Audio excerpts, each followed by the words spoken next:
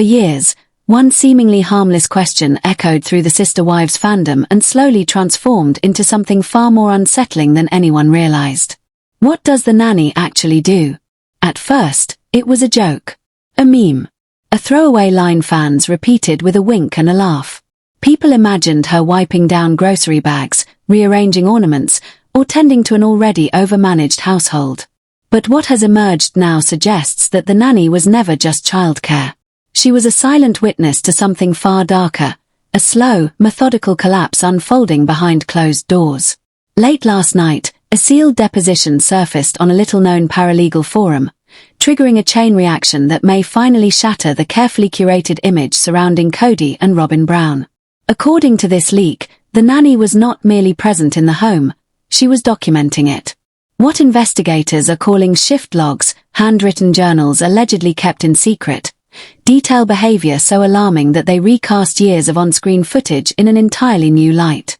These logs reportedly describe Cody Brown's repeated 3 a.m. manic episodes, strict control over food access within the household, and the existence of locked pantry systems for which only Robyn held the code. Even more disturbing is the allegation that an audio recording exists in which Cody is heard offering the nanny a six-figure cash sum to destroy her journals entirely. This is no longer speculation or fan theory. This is evidence. And once you understand what has allegedly been recorded, it becomes impossible to look away.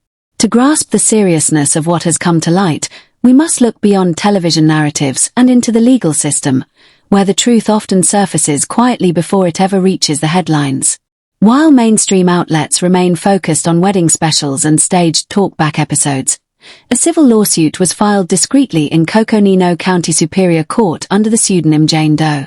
The plaintiff, a former employee of the Brown household, is suing both Cody and Robyn Brown for hostile work environment, false imprisonment, and intentional infliction of emotional distress. These are not casual allegations. They are not the complaints of someone unhappy with overtime or workplace tension. These are charges associated with trauma, coercion, and psychological harm. Sources close to the filing claim the nanny was dismissed abruptly just 2 weeks ago, not for incompetence, but because she allegedly knew too much. Unlike previous staff members who signed rigid non-disclosure agreements and vanished from the narrative entirely, this woman documented everything. She kept records. She kept proof. And now those receipts are speaking louder than any confessional couch ever could. At the center of this leak is a document marked Exhibit C, a series of photographs depicting pages from a spiral-bound notebook. These images are said to be the nanny's shift logs. Though still technically unverified, their level of detail aligns uncannily with behavior viewers have observed on screen for years, only magnified to an unsettling degree. The handwriting appears rushed, uneven, as if written in haste or secrecy. One entry, dated October 14th, is particularly chilling. It describes Cody screaming alone in the garage for over 2 hours, not on the phone, not addressing anyone in particular, simply shouting into the walls. The nanny writes that she could hear him through the floorboards. During this episode, Oriella reportedly entered the kitchen asking for food. When the nanny attempted to access the pantry, she discovered the keypad code had been changed yet again. Robyn was asleep and had given strict instructions not to be disturbed before midday. The nanny writes that she was forced to tell a crying child to drink water because she physically could not access food. This is not a misunderstanding. It is deprivation. Fans have long joked about fridge notes and food rules, but this account paints a picture of systemic control, where access to basic necessities was deliberately restricted. If authentic, it suggests that hoarding within the home extends beyond boxes and decor into the realm of sustenance itself. The logs continue. Another entry from early November details what the lawsuit refers to as the lockdown. Over a period of 3 days, no one was allegedly permitted to leave the property. Cody reportedly became convinced that photographers were hiding in the surrounding trees, using long-range lenses to spy on the family. He ordered all blinds closed at all hours and allegedly refused to allow the nanny to leave the driveway, insisting that opening the gate would compromise their security. The nanny claims she worked a continuous 72-hour shift without relief. This is where the charge of false imprisonment originates. Not inconvenience, not discomfort, but confinement under the guise of protection. What we are seeing here is the psychological evolution of paranoia. During the pandemic, viewers watched Cody impose increasingly extreme rules on his family. But according to these logs, that fear did not dissipate. It metastasized. The nanny describes him pacing hallways at night with a torch, checking locks, muttering about loyalty, betrayal, and enemies. She recounts being cornered in the kitchen and interrogated about who she spoke to, whether she had communicated with Christine or Yanel. He was not searching for childcare. He was searching for a traitor. Perhaps the most heartbreaking section of the complaint focuses on the children themselves. The nanny alleges that the younger children were encouraged to monitor one another and report perceived infractions. In one incident, Solomon allegedly told Robyn that the nanny had been using her phone, resulting in a 2-hour lecture from Cody on theft of time and dishonesty. The environment described is one of constant surveillance, a household transformed into a panopticon, where everyone watches everyone else and favor is earned through obedience and reporting. This is not a family home. It is a controlled institution furnished with luxury items. But the most startling allegation involves a space referred to only as the facility. For years, viewers have speculated about unusual features on the Flagstaff property. Sealed rooms, outbuildings, a heavily guarded basement. According to the nanny, part of her role involved cleaning a secured underground area she was forbidden to discuss. She calls it a panic room, but her description suggests something closer to a bunker. She describes crates of military-grade non-perishable food, stacks of cash sealed in clear vacuum bags, and a wall of monitors connected to cameras placed not only outside the home, but inside shared living areas. If true, this reframes everything we thought we knew about the family's finances. The narrative has long been that they are struggling, drowning in debt, desperate to sell land to stay afloat. But these logs suggest something else entirely: asset concealment, liquidity hoarding, preparation for a catastrophe only one man believes is coming. The nanny alleges that on days when Cody was particularly agitated, he would retreat to this room for hours, moving heavy objects while she worked upstairs. This legal battle is no longer just another messy family dispute playing out in the background of a reality television franchise. It is rapidly becoming a case study in the unraveling of modern polygamy itself. What the newly surfaced shift logs appear to confirm is that the so-called villain edit Cody Brown received on screen may, in fact, have been a heavily sanitized version of events. According to the material now circulating within legal and investigative circles, the reality inside that household was far more volatile, far more controlling, and far more psychologically dangerous than audiences were ever shown. Exhibit C, which has only been partially revealed, represents merely the first layer of a much larger evidentiary archive.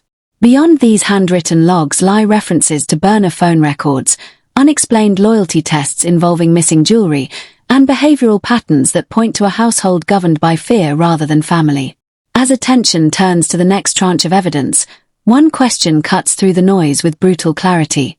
Would you turn down $200,000 to stay silent? Because that is precisely what this nanny is alleged to have done.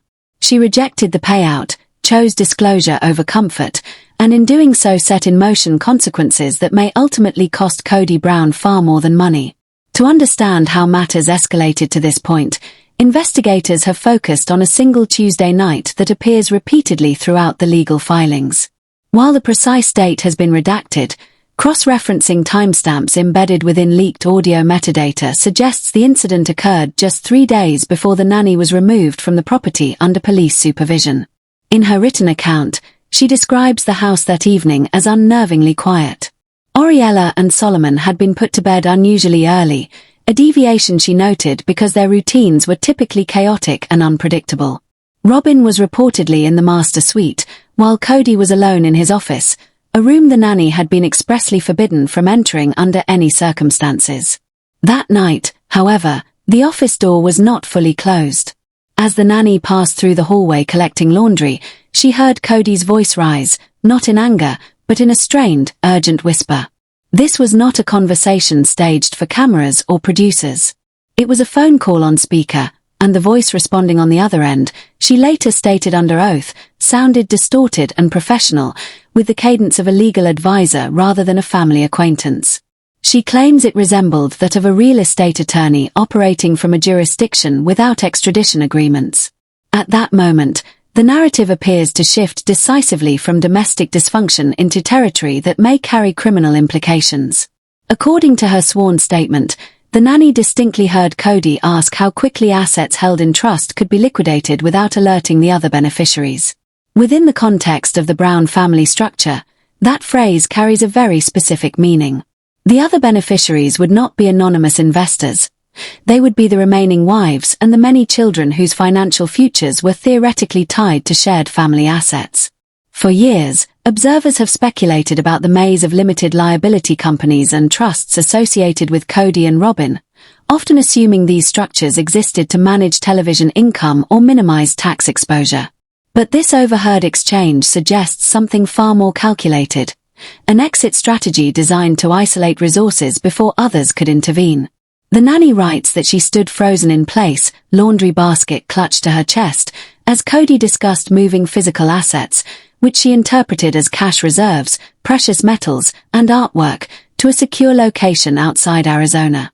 This conversation aligns disturbingly well with her earlier descriptions of the secured basement area she had been ordered to clean. Officially referenced in the lawsuit as a secure basement facility, the space she describes bears little resemblance to a simple panic room. Instead, it appears to have functioned as a privately funded survival compound, stocked not during the early years of family unity, but in recent months. The nanny claims that while cleaning under Robyn's supervision, she noticed that the labels on military-grade food rations were newly dated. These were not decade-old supplies purchased during times of collective planning. They were recent acquisitions, representing thousands of pounds worth of freeze-dried provisions, water purification equipment, and tactical gear. All of this was allegedly being accumulated while Yanelle lived in an RV without running water, financing basic utilities from her own limited means. The disparity is staggering. According to the logs, Pelican cases, the heavy-duty waterproof containers commonly used for sensitive equipment were stacked along the walls. One had been left unlatched. Inside, the nanny did not see cameras or electronics, but vacuum-sealed bundles of what appeared to be US currency. If accurate, this supports long-standing suspicions that public narratives of financial struggle masked a deliberate consolidation of liquid assets. The failure to pay off shared land was not due to inability, but unwillingness.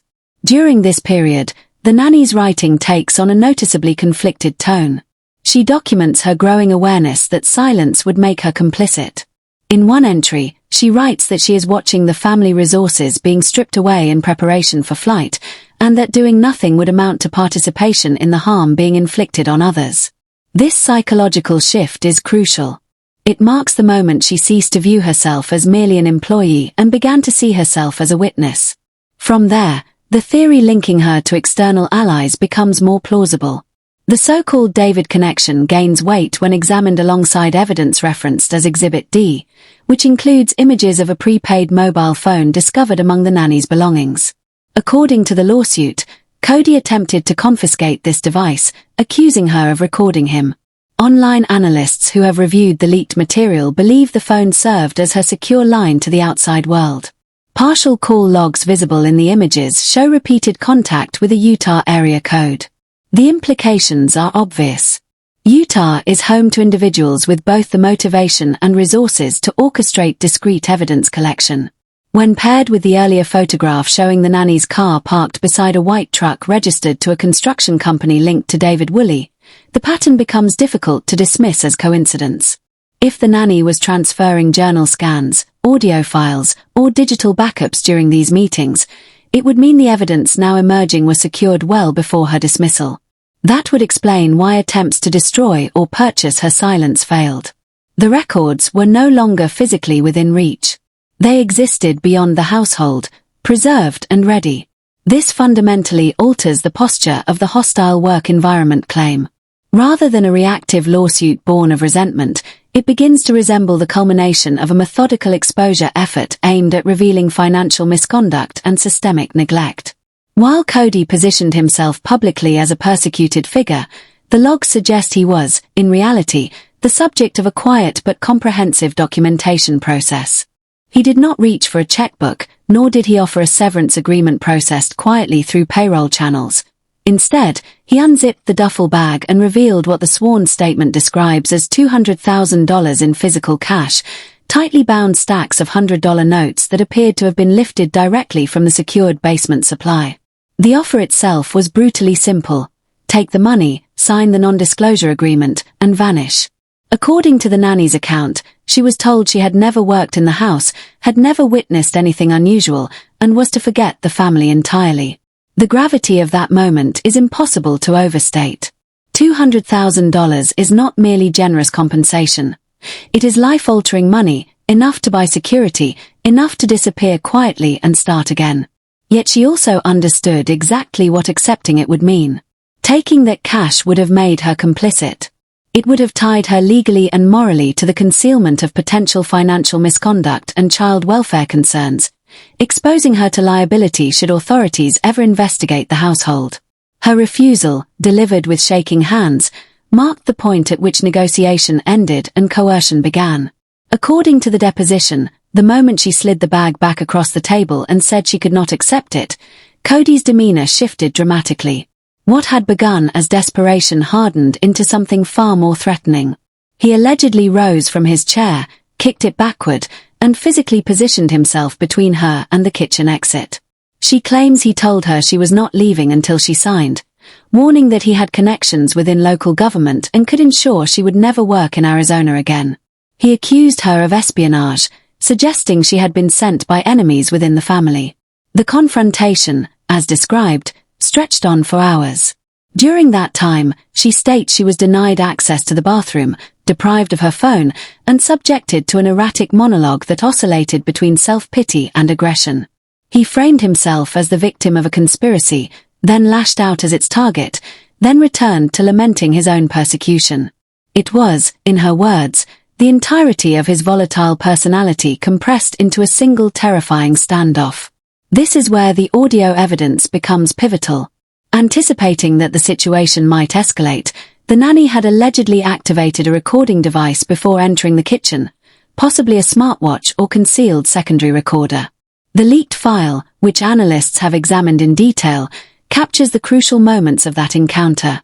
You can reportedly hear the unmistakable sound of the bag zip opening, followed by the dull impact of bundled cash striking the tabletop. Most damning of all is the clarity of Cody's voice as he makes the offer explicit. $200,000 in untraceable cash, free of tax scrutiny, in exchange for the destruction of journals, deletion of photographs, and permanent silence. He instructs her to leave the state, to go anywhere she wishes, provided she never again speaks the family's name. This recording functions as a smoking gun. It demonstrates knowledge of wrongdoing. Innocent people do not attempt to purchase silence with untraceable currency, nor do they insist on the destruction of written records unless those records pose a serious threat. The question that follows naturally is where such a sum originated. If the family narrative of financial struggle were accurate, if they truly lacked the means to settle debts or retain shared property, then the existence of $200,000 in cash becomes inexplicable. The answer, according to the lawsuit, lies within the secured facility and the communal funds accumulated over decades. Money contributed by other wives, intended to support the family as a whole, did not vanish. It was redirected. It was consolidated under singular control and converted into a private reserve to finance a bunker-style existence driven by paranoia. The nanny's refusal to accept the bribe is the catalyst for everything that followed. It explains why law enforcement became involved, why the legal action exists, and why the household secrets are now entering the public domain. She left with no financial cushion, only her evidence and her resolve.